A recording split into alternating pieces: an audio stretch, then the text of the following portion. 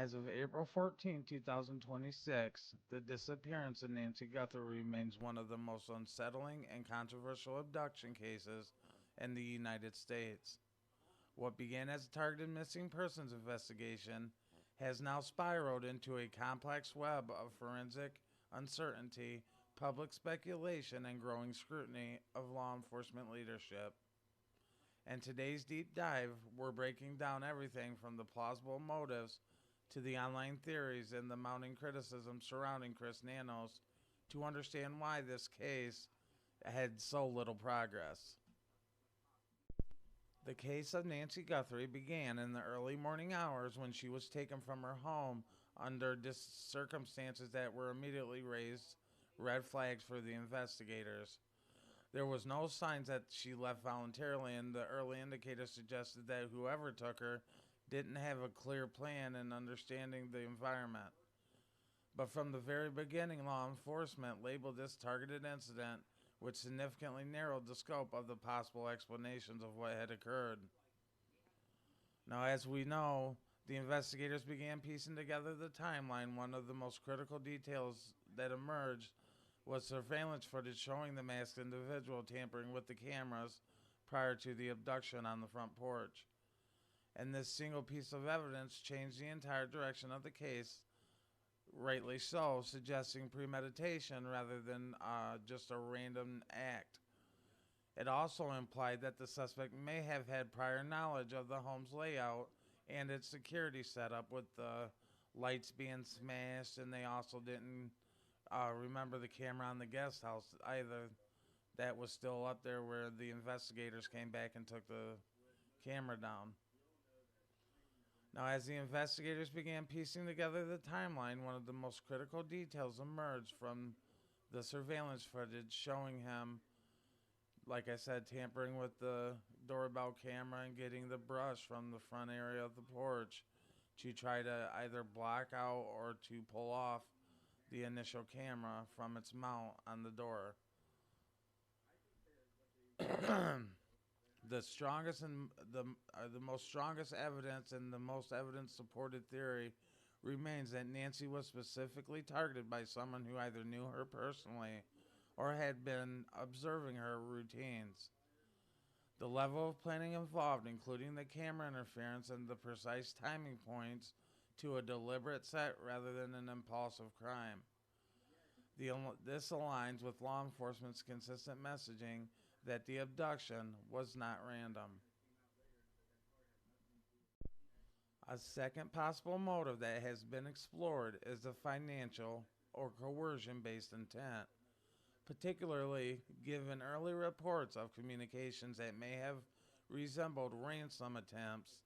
And while these reports generated significant public interest, no confirmed financial exchange or credible ransom damage has materialized. And as a result, this theory remains possible but lacks a strong supportive evidence. And lastly, likely explanation, according to both the investigators and analysts, is that this was an opportunistic crime carried out by a stranger with no connection to Nancy. The complexity of the act, combined with the absence of the chaotic impulse element, makes this scenario difficult to support. Most of the indicators suggest that the perpetrator had a clear objective and executed the plan, and he achieved it. While the investigators have focused on evidence-based leads, the online community has taken a much broader and often more speculative approach. One of the most widely discussed theories involves potentially family involvement, fueled by a perceived inconsistencies in timelines and behaviors.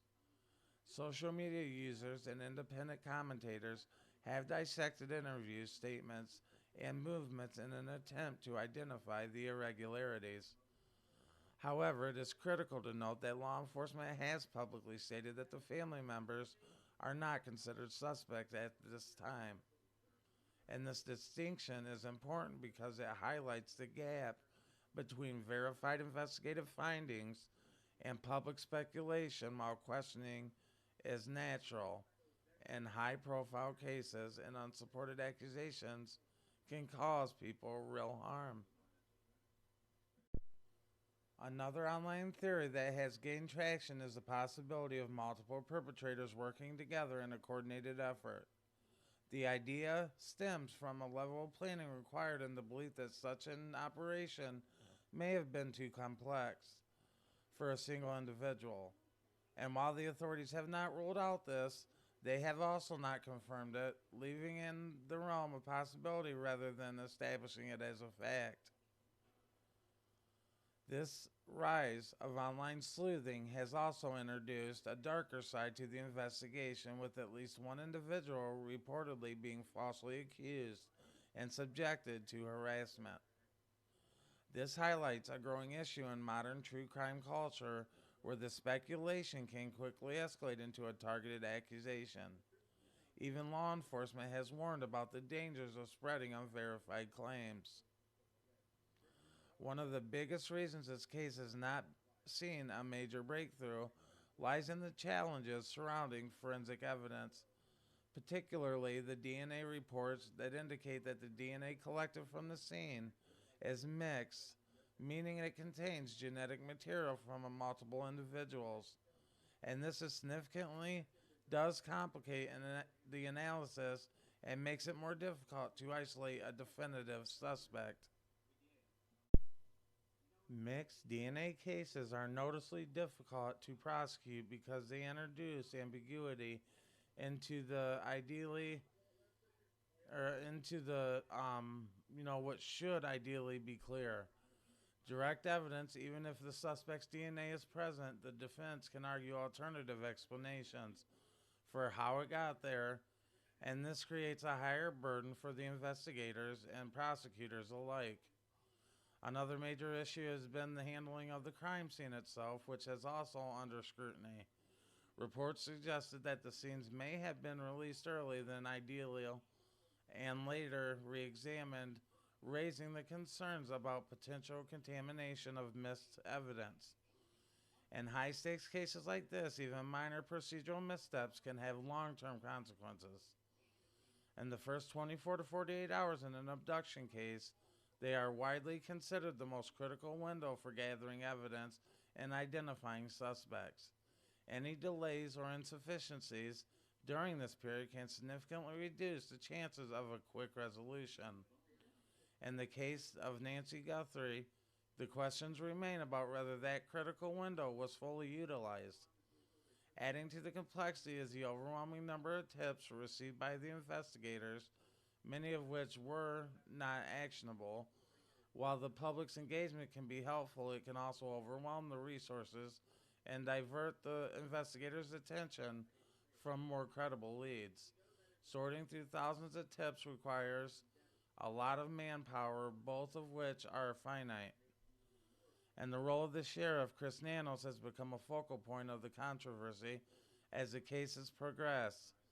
As the lead authority overseeing the investigation, his decisions and public statements have been closely scrutinized, and supporters argue that he is managing a highly complex case under the intense pressure, while critics believe that the key mistakes have been hindering the progress in the case. Now, among the criticisms are the claims of inconsistent messaging, questionable decisions regarding the forensic testing, and the concerns about how the investigation has initially handled. Some reports suggest that the decisions about where to process the DNA evidence may have contributed to the delays, and these issues have fueled public frustration and calls for accountability. There has also been growing public pressure, including the discussions of petitions calling for Sheriff Nanos to be removed from his position. While such efforts reflect dissatisfaction, it is important to understand that the leadership changes in the middle of an active investigation could introduce new complications. The transitioning authority can disrupt continuity and potentially slow the progress even further. But at the same time, public accountability is a fundamental part of law enforcement.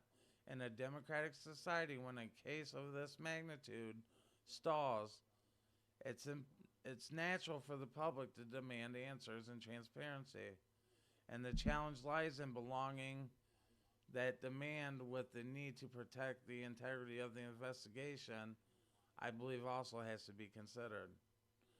And from a legal standpoint, the handling of the case could have significant implications if it ever reaches trial. Issues such as the chain of custody of evidence, handling, and the procedural consistencies will all come under the intense scrutiny. Defense attorneys will likely examine every step of the investigation for potential weaknesses. And if the evidence is found to have been mishandled or improperly documented, it could be challenged in court and potentially excluded. Even if admitted its credibility, it still may be questioned, which can weaken the prosecution's case. This is particularly concerning in cases that already rely heavily on circumstantial evidence. DNA evidence, while powerful, is not immune to these challenges, especially when it's mixed or ambiguous. The defense can argue that the presence of multiple contributors makes it impossible to definitively link the suspect to the crime.